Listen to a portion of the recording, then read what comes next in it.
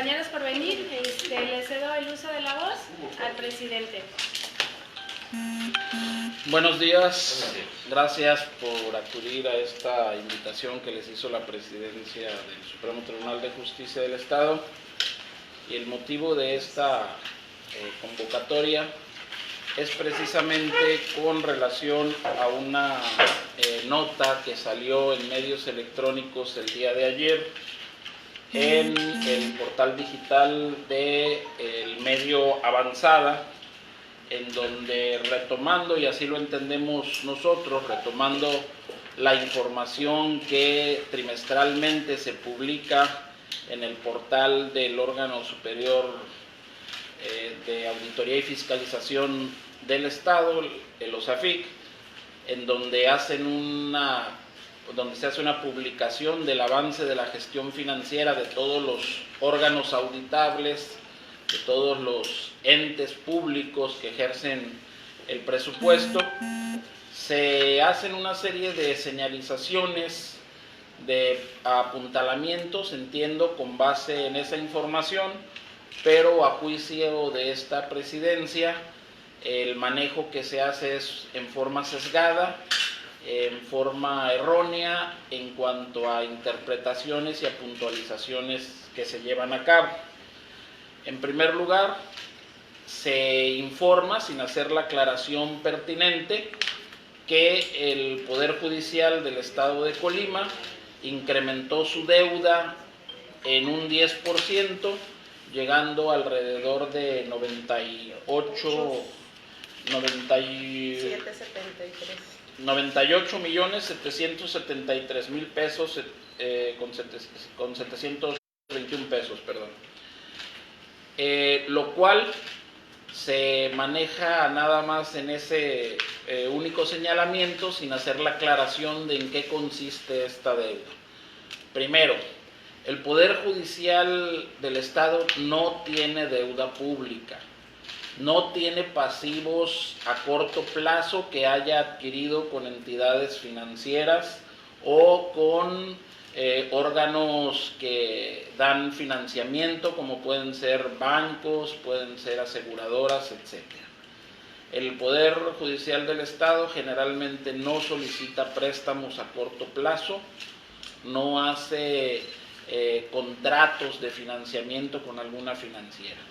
Esos 98 millones, casi 99 millones de pesos, en su mayoría están conformados por los depósitos y consignaciones que los justiciables, esto es, que las partes en los juicios, por disposición del mismo juicio, se tienen que consignar en el asunto. Cuando a una persona se le fija una fianza, por ejemplo, y tiene que otorgar esa fianza dentro del expediente, hace un depósito, nosotros le expedimos una cédula de depósito y ese dinero queda resguardado.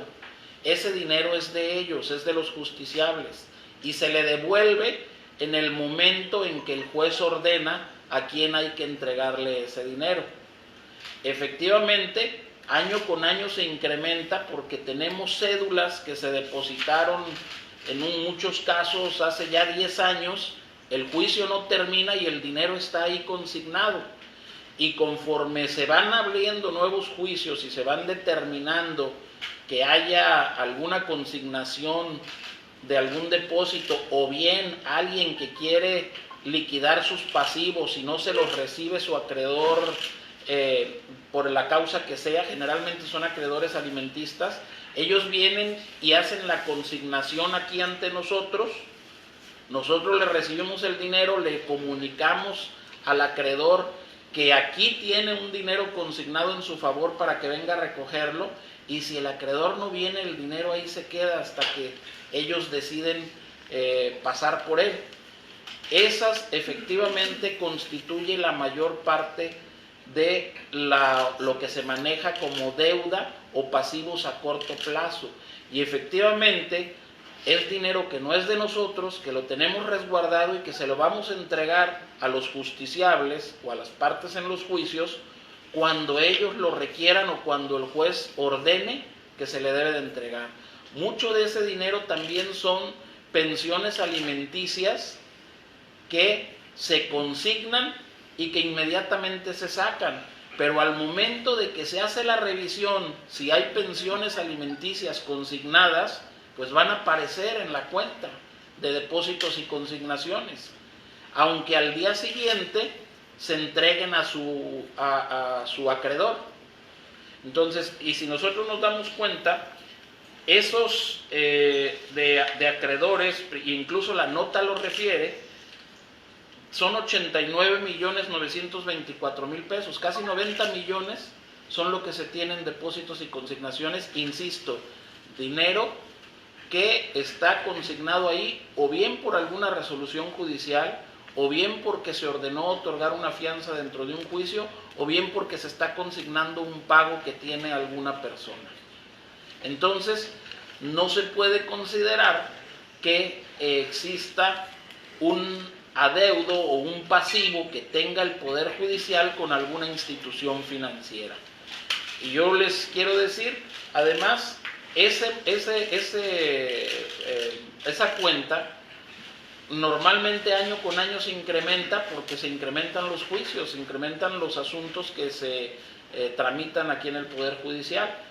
Y en estricto sentido, y así lo vemos nosotros, al Poder Judicial le conviene hasta cierto punto que haya un incremento en esta cuenta. ¿Por qué? Porque el Fondo Auxiliar para la Administración de Justicia, una de sus formas de financiamiento, una de sus formas de fondear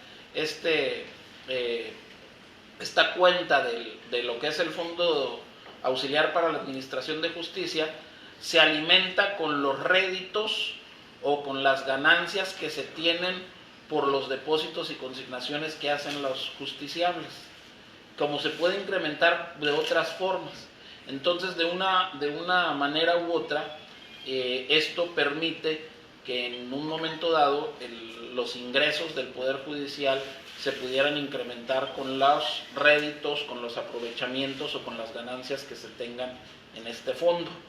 Esto está determinado constitucionalmente desde la Constitución General de la República, que es una de las formas de alimentar el Fondo Auxiliar de Administración de Justicia.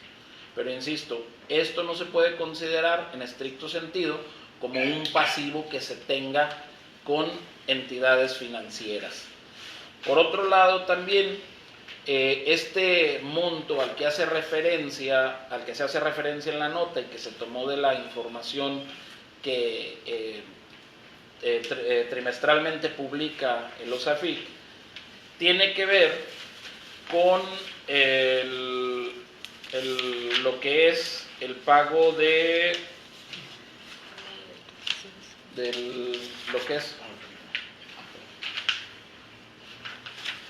lo que es el pago de las retenciones que hacemos. Y aquí también nos llama la atención que en la nota se haga yo así lo veo, una editorialización en cuanto a que constituye un delito el no enterar las retenciones. Efectivamente, en materia de retenciones, cuando se hizo la revisión, nosotros teníamos detenidos en cuentas 7 millones, casi 8 millones de pesos, 7.959.859 pesos, que corresponden a las diversas tipos de descuentos o retenciones que se le hacen a los trabajadores y que se tienen que consignar. Bueno, esto siempre va a aparecer quincena tras quincena y no significa que nosotros nos estemos quedando con el dinero de los trabajadores de manera indebida. Lo que sucede es que los cortes de las retenciones se hacen cada día 17 de mes.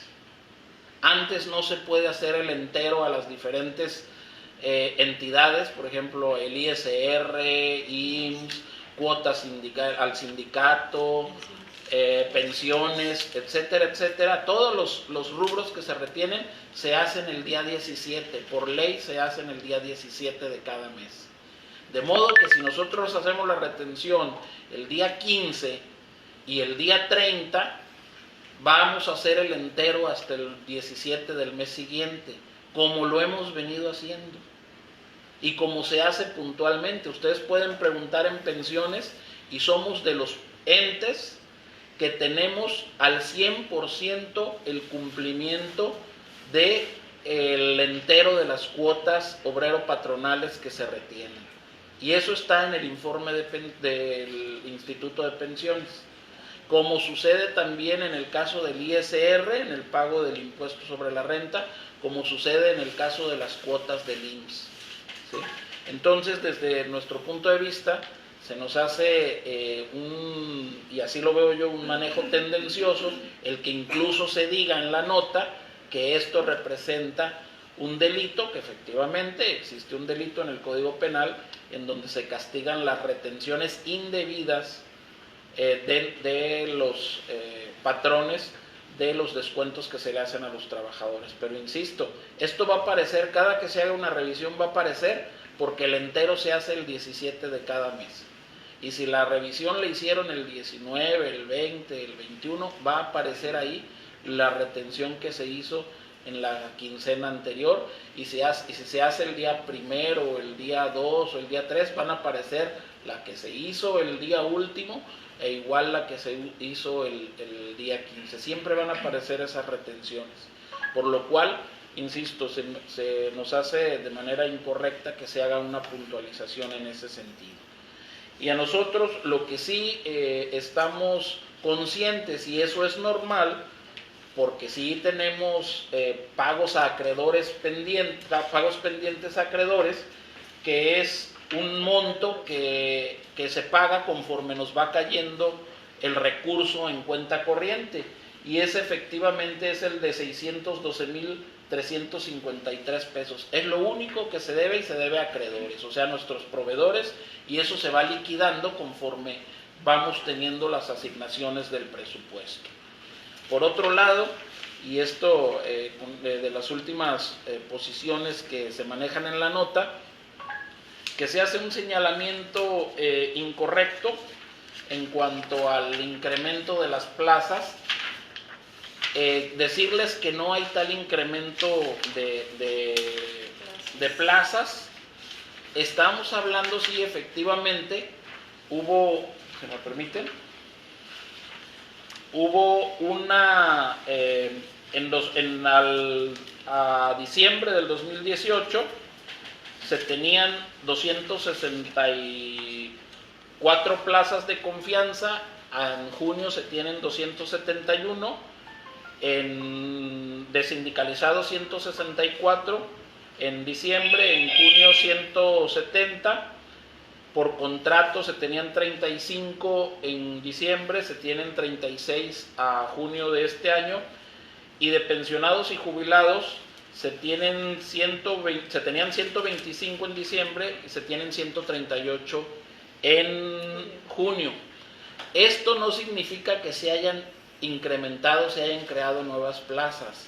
Eran plazas que en diciembre estaban desocupadas, plazas presupuestadas, tanto las de confianza como las sindicalizadas, que estaban presupuestadas, que ya formaban parte de la estructura, pero que simple y sencillamente por alguna causa, porque renunciaron, porque se jubilaron, porque fallecieron quizás, estaban desocupadas. Lo único que se hizo fue volverlas a ocupar, volver a nombrar a la gente, bien sea porque el sindicato nos manda sus propuestas, principalmente de aquellos que se jubilan o pensionan, quedan desocupadas, y en tanto el Pleno no hace un análisis de las propuestas que envía el sindicato, se vuelven a ocupar esas plazas. Y las de confianza, pues en tanto no se requiera funcionalmente esa plaza, bueno, pues la podemos mantener desocupada y refuncionalizando las actividades en otras áreas.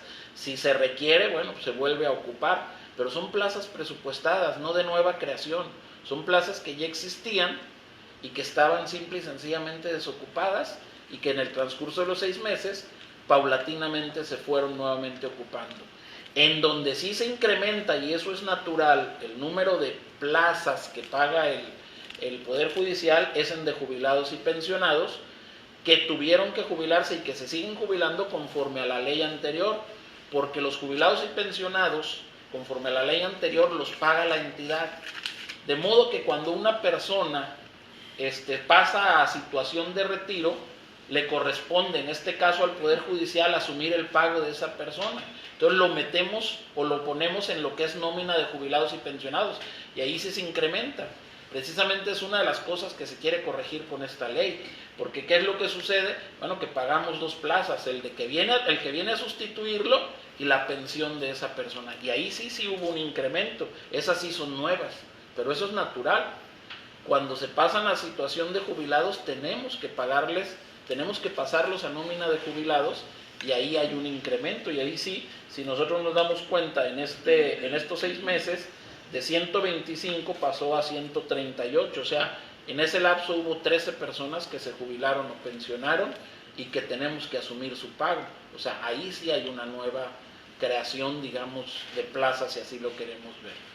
Y esto nos lleva pues a hacer esta serie de precisiones en razón precisamente de que la forma en como, y así lo vimos, la forma en cómo está manejada la nota y cómo está llevada a cabo la difusión de la información, sobre todo manejado porque la difusión la hizo SAFIC, la publica en su página, como está obligado a hacerlo por ley, pero sí el manejo que se le damos considero que se hizo de manera incorrecta, de manera imprecisa, con las puntualizaciones que incluso se hacen en la nota, y que eso lleva a tener una falsa apreciación sobre el manejo financiero que tiene el Poder Judicial, el cual, permítanme decirles, que tuvo incluso un reconocimiento del área del Instituto de Transparencia, precisamente por cumplir al 100% con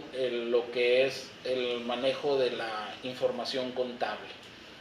Y eso es el motivo por el cual quisimos hacer esta precisión y esta aclaración, para que quede realmente puntualizado cuál es la situación actual que se tiene en cuanto al manejo contable y financiero en el Poder Judicial del Estado. Les agradezco mucho su asistencia. Sí. No sé si permita una pregunta sí, claro, de otro tema. Se está considerando a nivel nacional pues una propuesta de amnistía y preguntarle qué implicaciones podría tener para el Estado esta propuesta, si se considera a personas que están en proceso o sentencia de delitos del fuero común, y ustedes cómo están previendo que se pueda aplicar en ese sentido. Bueno, la ley de amnistía que se propone es a nivel federal. Es una ley de amnistía que se aplicaría a personas o procesados o sentenciados por la justicia federal, por los juzgados de distrito. Y si se quisiera aplicar en el Estado, tendría que legislarse, los legisladores, los diputados tendrían que promulgar o replicar una ley similar aquí en el Estado para los delitos del fuero común. Yo siento que sería beneficiosa siempre y cuando se aplicara de manera correcta. ¿En qué sentido lo podemos decir? Uno, cuando es juzgador, se da cuenta de las circunstancias del hecho, y en muchos de los casos es factible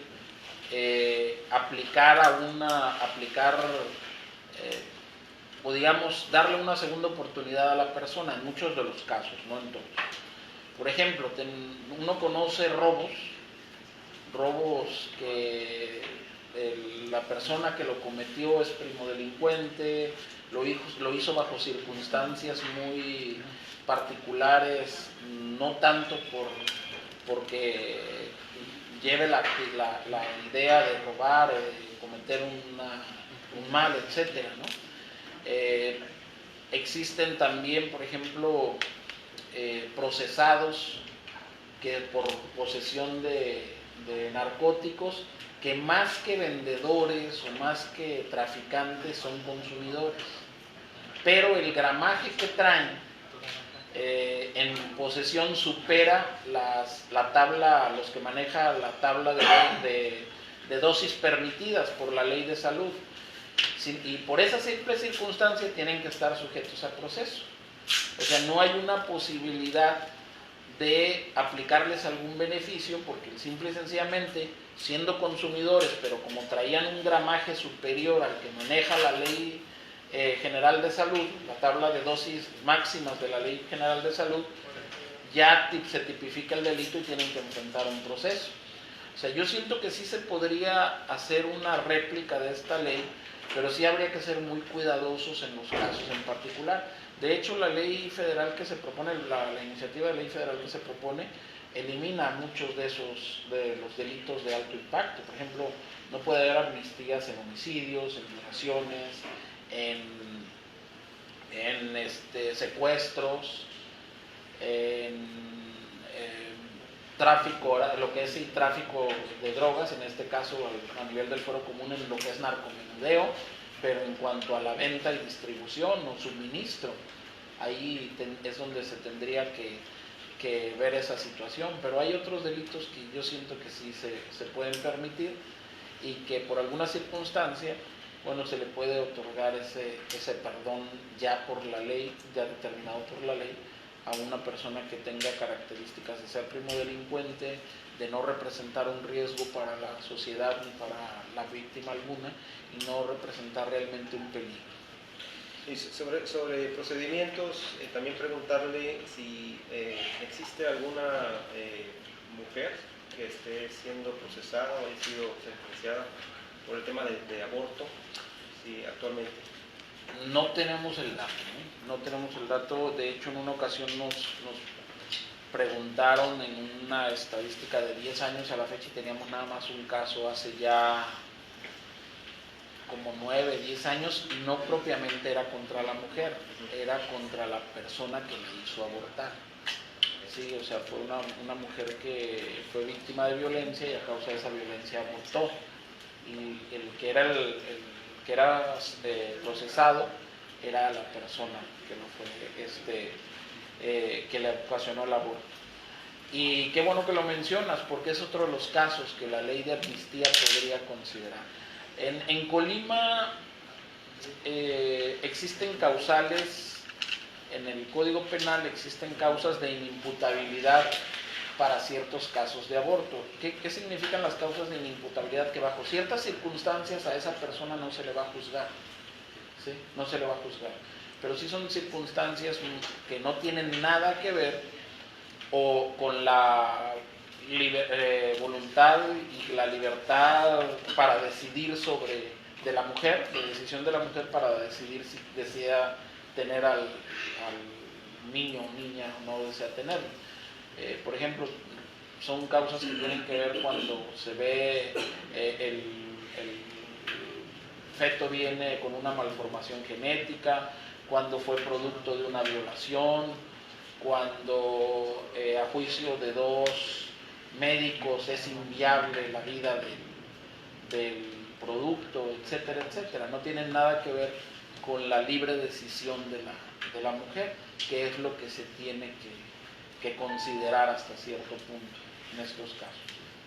En ese sentido, hay organizaciones civiles que se han pronunciado porque se haga una reforma para despenalizar el aborto. ¿Qué opina usted y si aquí debe hacerse? Bueno, eso es decisión de cada entidad federativa. Yo considero, en lo muy personal, en mi muy particular punto de vista, considero que es respetar un derecho de la mujer a la libre decisión sobre su cuerpo, sobre su maternidad y sobre su salud, pero eso ya tendrían que valorarlo los legisladores, que son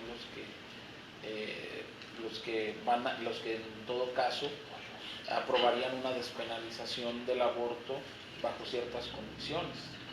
Sí, digo, la decisión que se tome es una decisión soberana de cada estado. Oaxaca lo acaba de hacer, la Ciudad de México lo hizo ya hace 13, 14 años más o menos, que cuando despenalizaron el aborto. Aquí en Colima, no sé si ustedes recuerdan, hace unos 10 años más o menos, 10, 12 años, se hizo un ejercicio, pero se hizo un ejercicio de consulta, o sea, se presentó una iniciativa, se hizo un ejercicio de consulta, y en ese ejercicio de consulta, pues mayoritariamente, por algunas circunstancias, se decidió que no se aceptara, que no se despenalizara el aborto.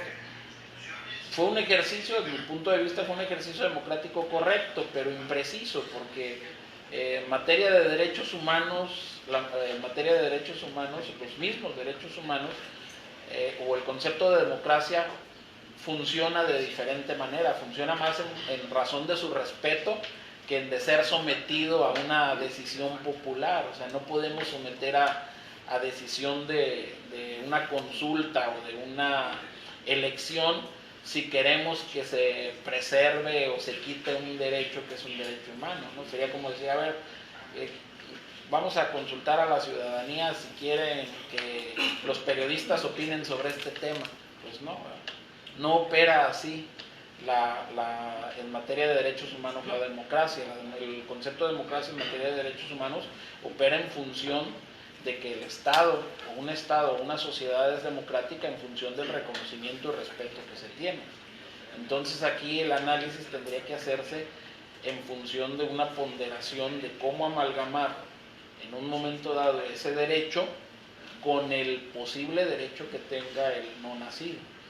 Yo voy más en respeto de que este es un tema de conciencia, y en tanto como un tema de conciencia queda hasta cierto punto a la libre decisión de la persona, si quiere, y en este caso de la mujer, si quiere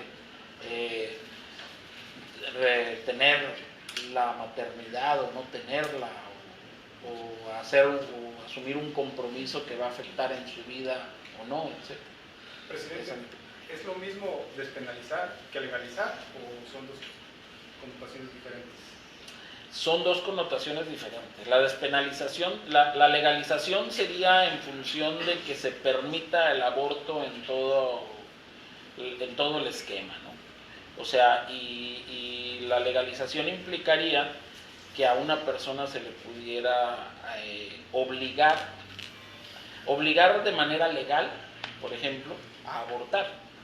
No contra su voluntad, pero, por ejemplo, que se le pudiera demandar para que abortara y que un juez diera la autorización de que la abortara, o sea, que se le obligara.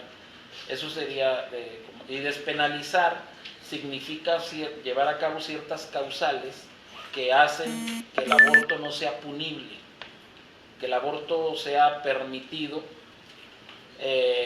hasta ciertas circunstancias, generalmente es dentro de las 12 semanas de gestación.